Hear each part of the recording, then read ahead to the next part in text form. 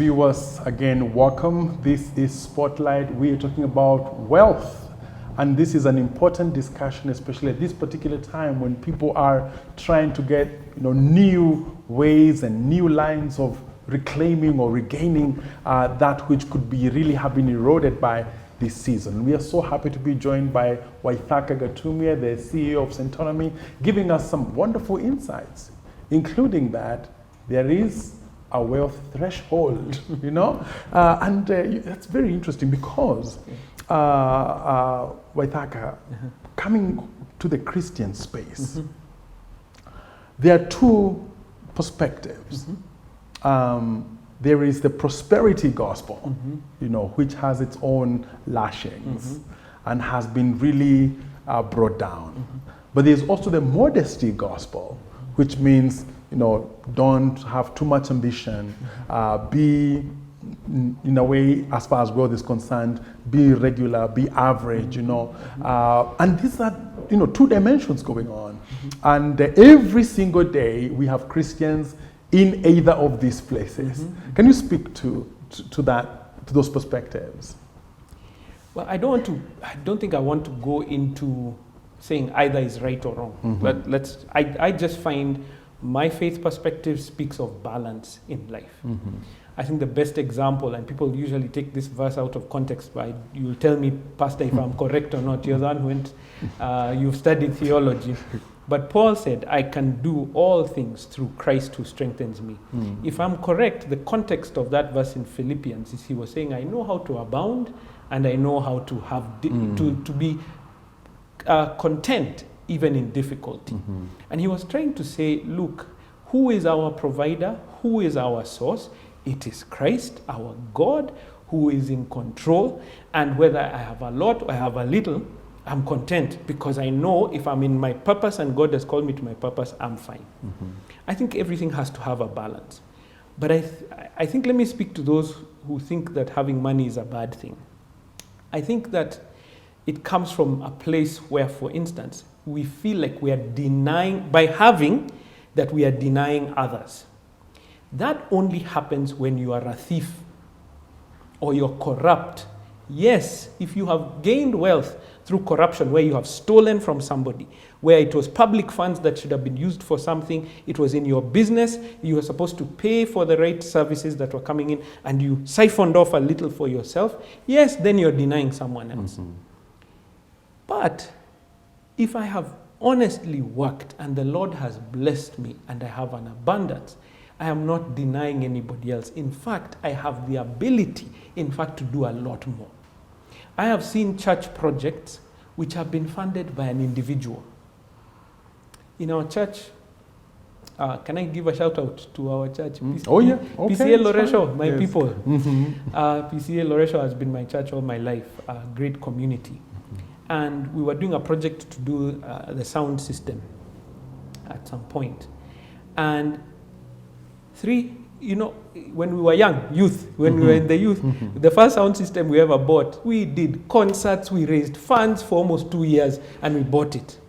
This time round, I called a friend, he called 2 others, handful of guys, ladies and gentlemen, 7 million project.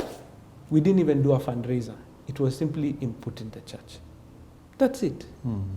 The men in our church, the PCMF church members, there was a screen that we needed in the church. We didn't do fundraising for 2 years. They simply looked at each other and said, how can we help? Funded that project. You tell me that wealth is not a good thing. We've been feeding from our church over 100 families, especially at the onset of COVID when there was a huge hit. Especially people who were earning daily. When there was the first lockdown, that was a big issue because now you have no daily bread. Over 100 families were being fed from our church on a daily basis for a period of time, and we're still feeding people even till this day. Tell me wealth is not a good thing. When you have, you give. And in fact, what I've noticed, this is my personal experience, is that those who have more, give more. And it's because of that principle. It's a biblical principle. Give, and it will be given to you. But we focus so much on the negative side. And I understand because of the culture that we have in this nation and this continent where we've been stolen from so many times, you even get disillusioned. But listen, believers, we are not of this world. We are not.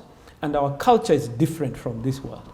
And so when you look biblically and see the men of God we see abundance in the Bible. That's what we see. Now, I'm not saying that there was no poverty, and I'm not saying that there was no difficulty. But as a theme through the Bible, you will see abundance. Why? Because it shows the nature of our God who is abundant. I think our Bible talks about the pavement in heaven is gold. Is that not abundance? You tell me. Look at nature itself.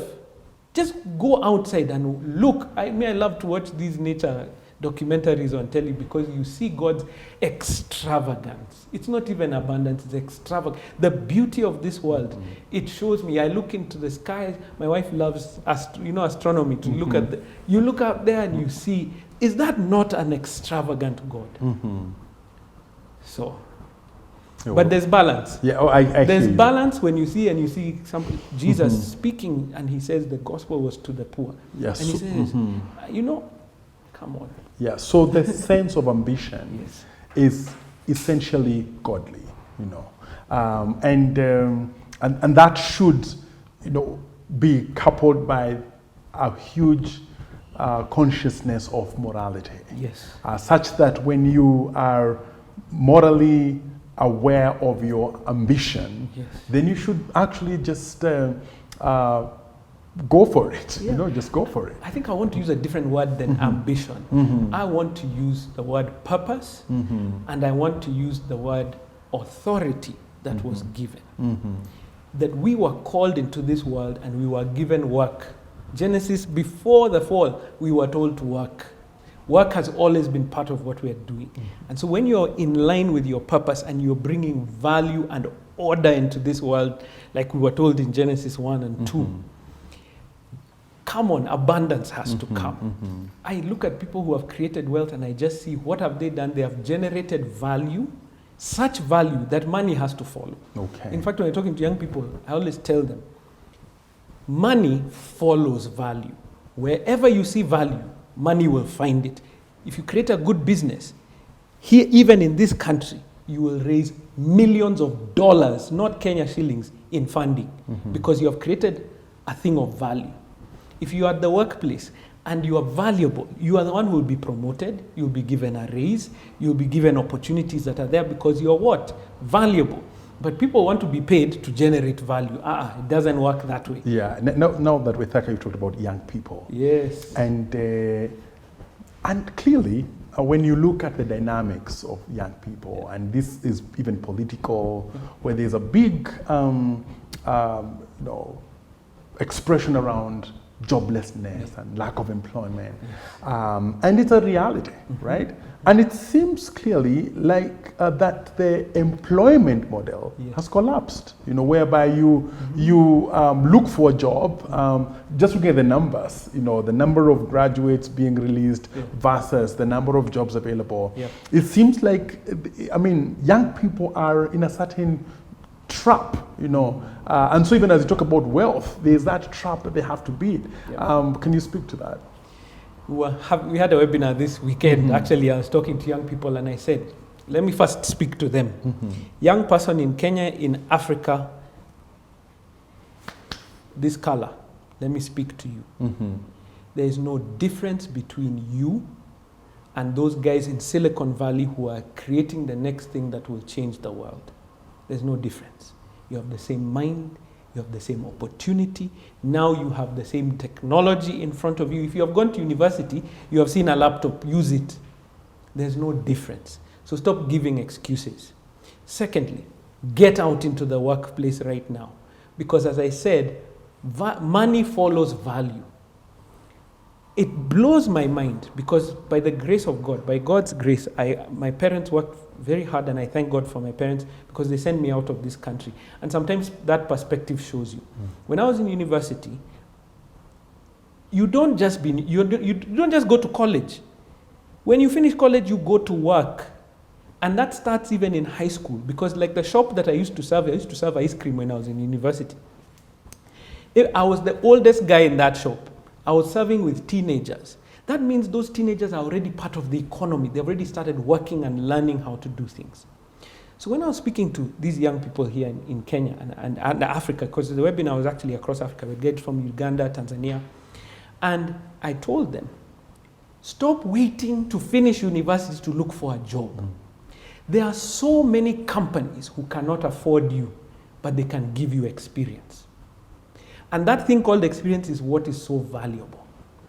Go to a company, say you want to be in insurance, go to an insurance company and say, can I work here while I'm in university? I'll give you my time for free, but you'll give me experience. And when I leave here, I'll leave here having worked in an insurance company for 4 years, so that when I have my degree, I arrive and I go to apply somewhere, I have 4 years experience plus a degree. What are you waiting for? This is the question I'm asking these young people.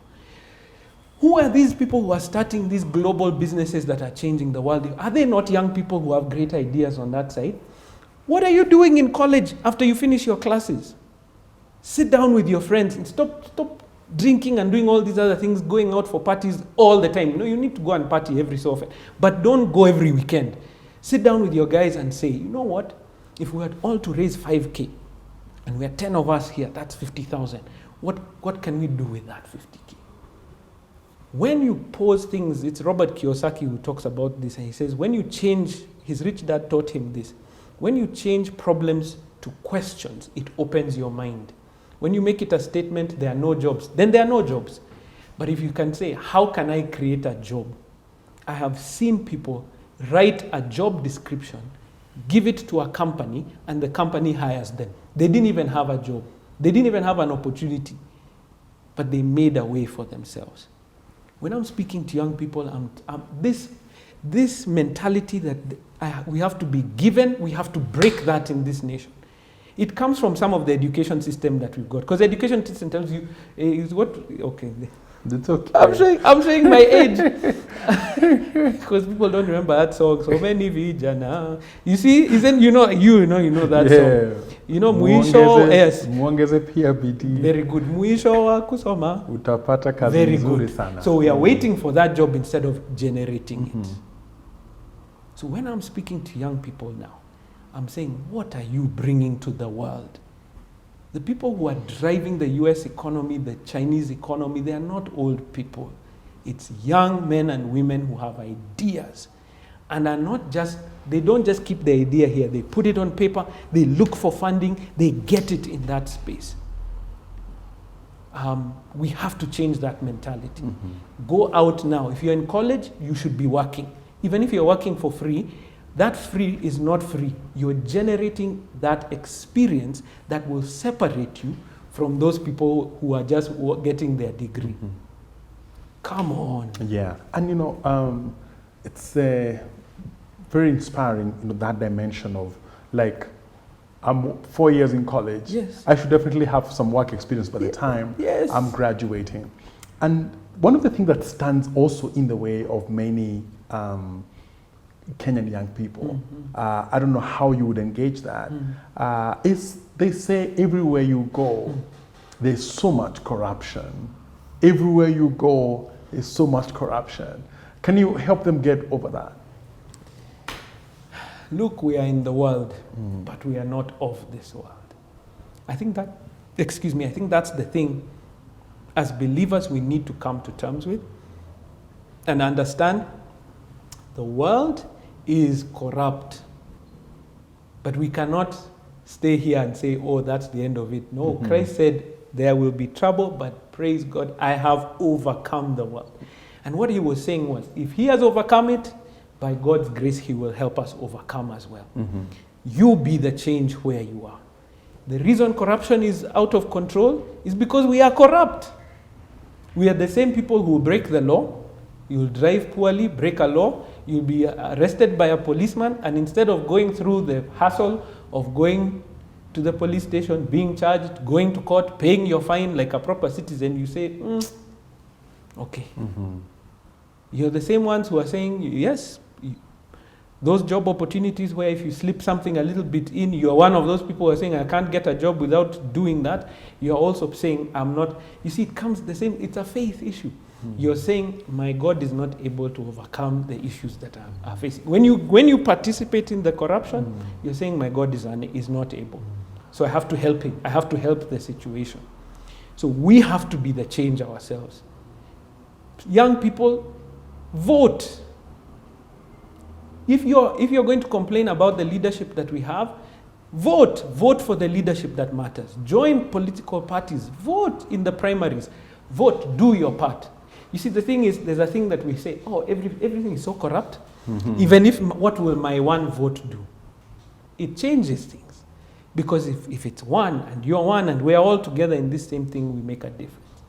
We can't sit back and say, the world is, yes, it is troubled, but we can be the change. That's a very insightful place there, especially for young people of faith.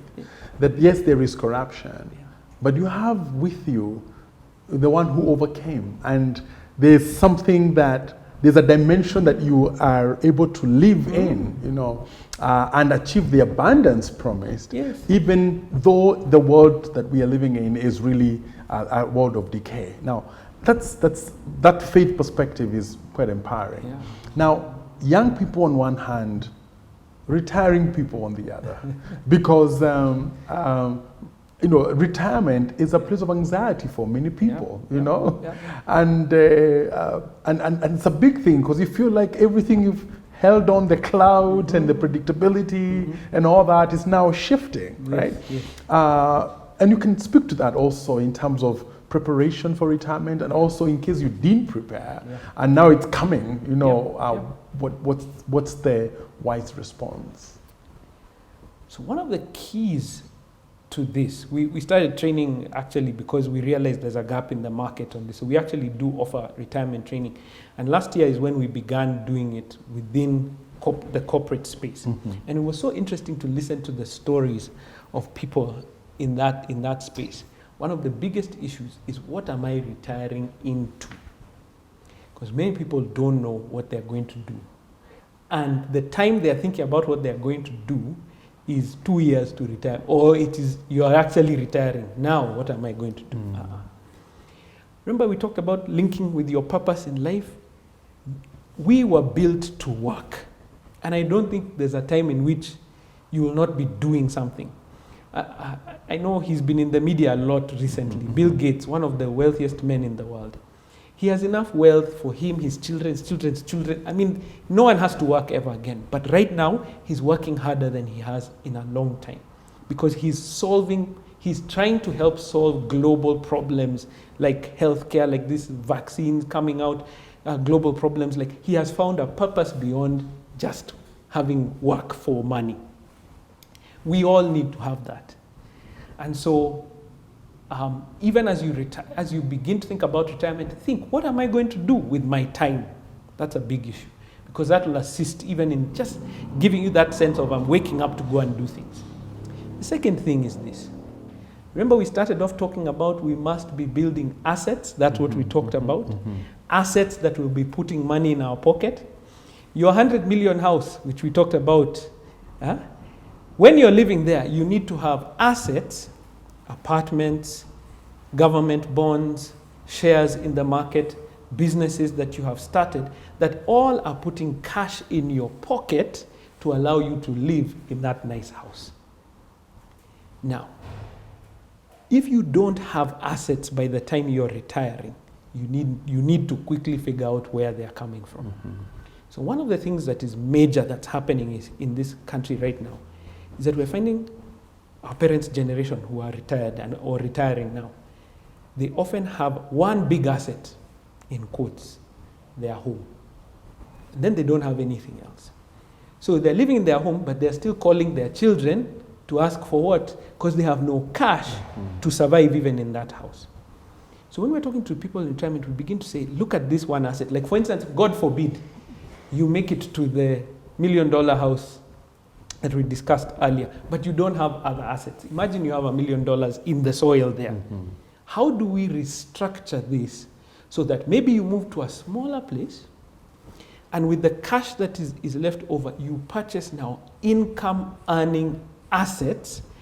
Those are the ones that sustain people in their retirement.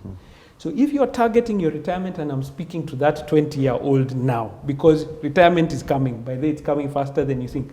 To you 20-year-old, to you 30-year-old, to you 40-year-old, you're putting aside cash into assets that are income earning so that they sustain you in your retirement.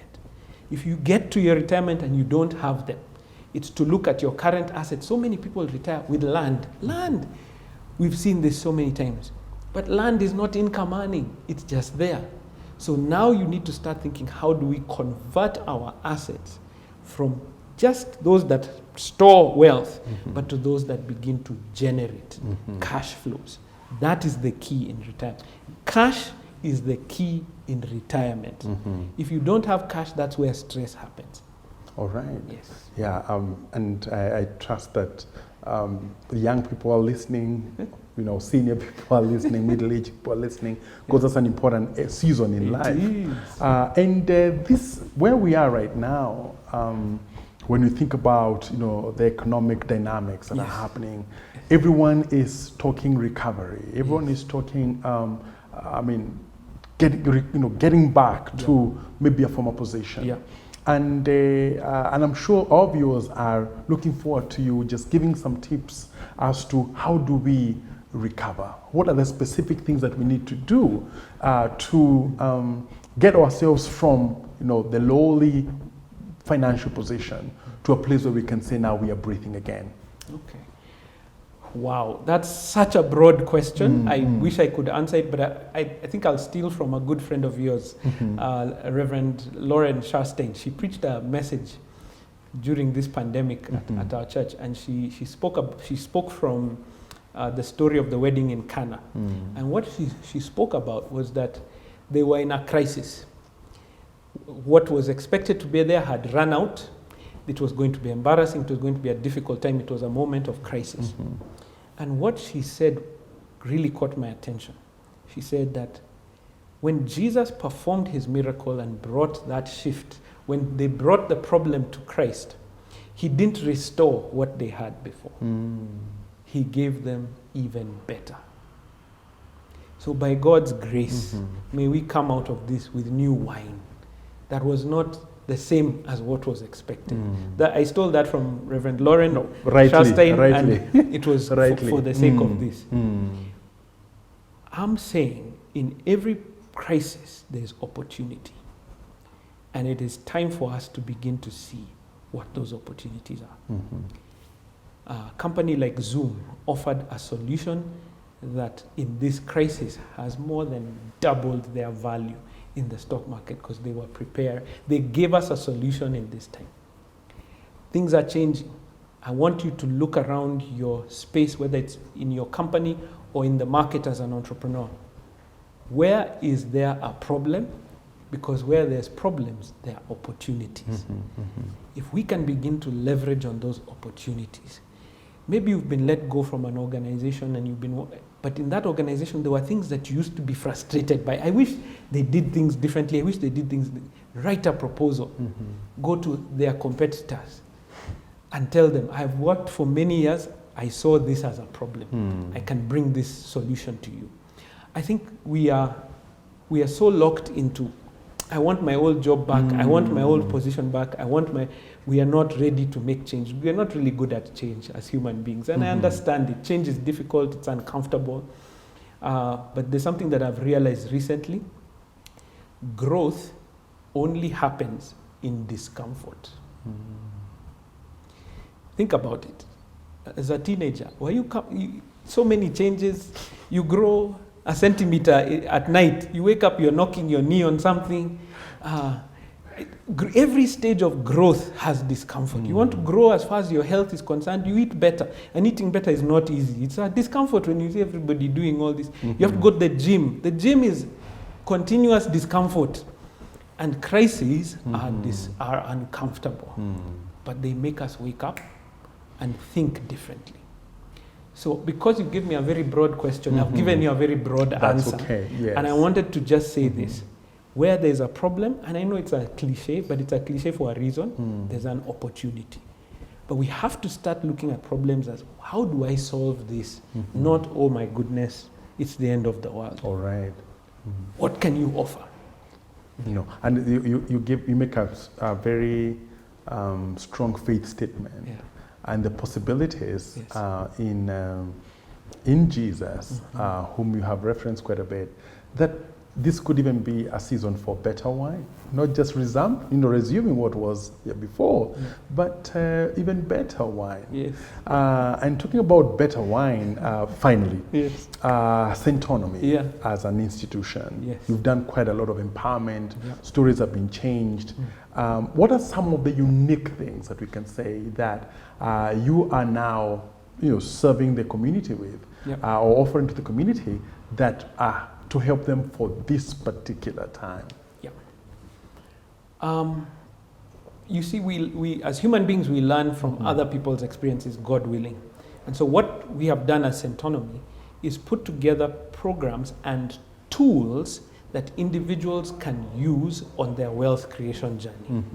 You see, when somebody asks, how do I save? You can explain, but it's also good to give them a tool. So like we have, if you go to our social media, we've got our ABC budget. So it's a style of budgeting and saving that we give to people when they come into our classes that begins to change their lives. We have a 5-year financial plan that's become part of our program that we're there, a template that someone can be able to apply that dream, like your dream for the $1 million house and the $1 million assets that will be paying for you to live there. We put together a plan that you can begin to put steps towards it. So what we have seen is that it is an issue of lack of knowledge. Our education system prepares us to be excellent employees, and Kenyans, we are great employees. We are sought after around the world.